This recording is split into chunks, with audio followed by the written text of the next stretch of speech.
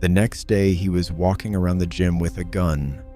These two men had trained together.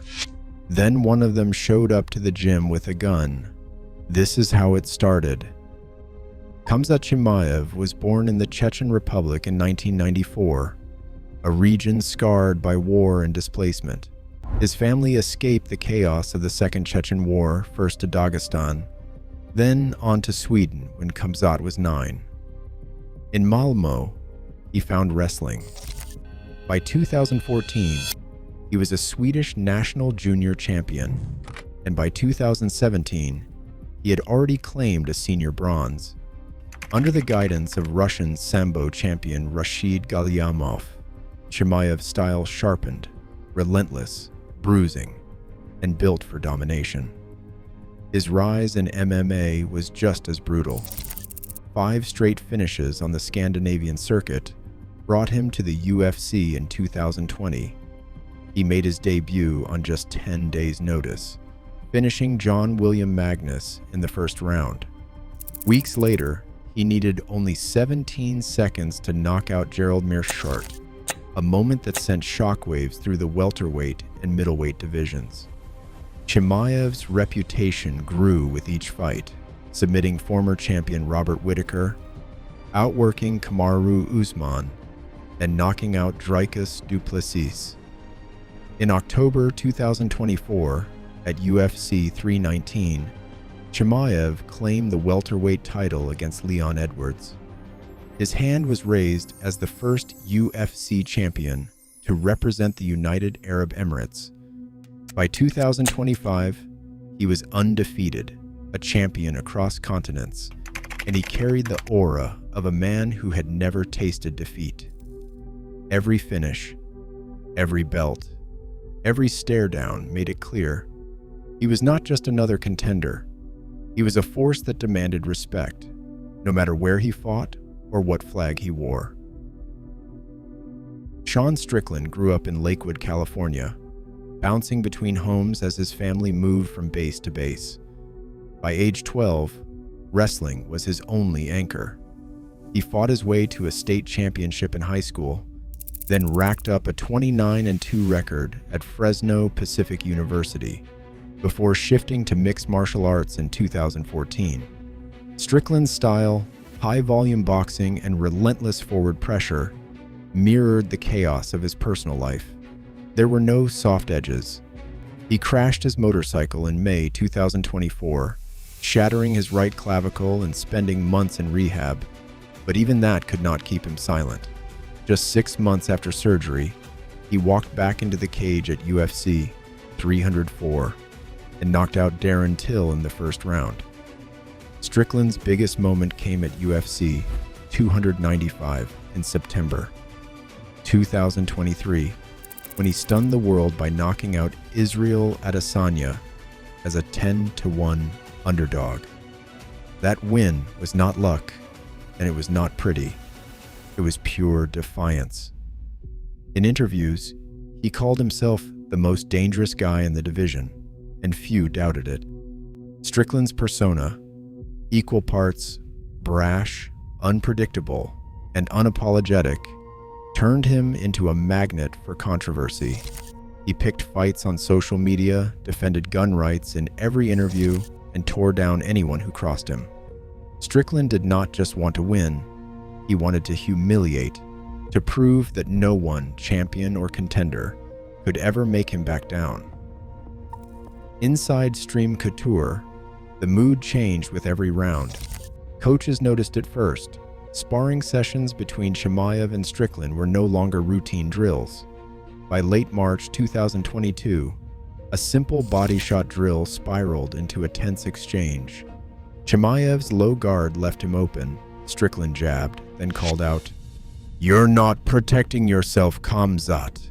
The comment landed like an insult. Grappling drills turned into stubborn battles, neither man willing to tap or give ground. On March 28th, gym cameras caught a scramble, Chimaev shooting for a takedown, Strickland sprawling, both fighting for position at the center mat, their teammates watching in silence. The group WhatsApp chat reflected the tension. On April 5th, a teammate posted, "Guys, the Chechens are strong. Let's see if we can get a little respect from Strickland," laughing. Strickland shot back, "Respect is earned in the cage, not in a chat. Bring it when you're ready." Minutes later, Chimaev replied in Russian, "We will see who laughs after the fight." Banter blurred into bitterness. The gym's unity, once solid, began to unravel. In June 2023, Khamzat Chimaev sat across from Hussein Badaev and told a story that would haunt the rivalry. He said that after a heated day at Stream Couture, he walked into the gym late at night and saw a golden handgun left on a bench.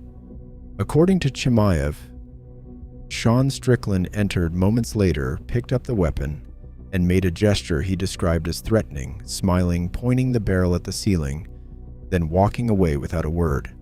Chimaev said a coach quickly secured the gun and told both men to leave. No photos surfaced. The gym's security camera caught only a brief, shadowy clip, 15 seconds of a silhouette on a bench, Strickland's outline, no clear movement, no visible threat. Two teammates later gave interviews. One remembered Strickland near the bench. The other saw only the gun, not the gesture. No police report, no written incident, no outside confirmation. Strickland, when pressed, called the story fiction. Chimaev insisted it was real. The truth hung in the air, unsettling and unresolved, impossible to shake. On May 12, 2024, Khamzat Chimaev posted a photo to Instagram, a golden gun resting on a gym bench, with the caption, "Where are you?" The tag for Sean Strickland missed its mark, landing on a fan page instead, but the message was clear. Over 20,000 likes and a flood of comments followed, some laughing, others warning. 3 days later, Strickland fired back on Twitter, saying that if you think a picture of a gun solves anything, you are missing the point. Let us settle it in the octagon, not on Instagram. His post racked up tens of thousands of reactions, fueling calls for a fight. Chimaev answered with another close-up of the gun. "You cannot hide behind a piece of metal, brother. See you soon." The insults sharpened. By February 2026, Strickland's tweets called Chimaev a terrorist dictator and a coward. Chimaev's reply was simple: "Ready when you are, brother." The FEUD, once private, now played out for the world. Every post, another shot across the bow. On February 5, 2026, Dana White issued a public statement. UFC 328 would operate under enhanced security protocols. The New Jersey Athletic Control Board followed with a formal order. 4 metal detector stations would be at the arena, random bag searches, and biometric staff checks at every backstage entry. 85 security officers, including 20 off-duty police, patrolled the venue. Both fighters received separate 5-person escorts from the hotel to the cage. May 9, 2026, became more than a title defense. It was a collision of styles and tempers. Chimaev's relentless grappling, averaging over 12 takedown attempts per fight, faced Strickland's high-volume boxing, nearly 14 strikes landed per minute. Analysts warned the third round could swing the outcome, but with steel barriers in the halls and every corner under surveillance, the real question lingered: would the fight stay inside the cage? In today's fight game, grudges don't fade, they escalate.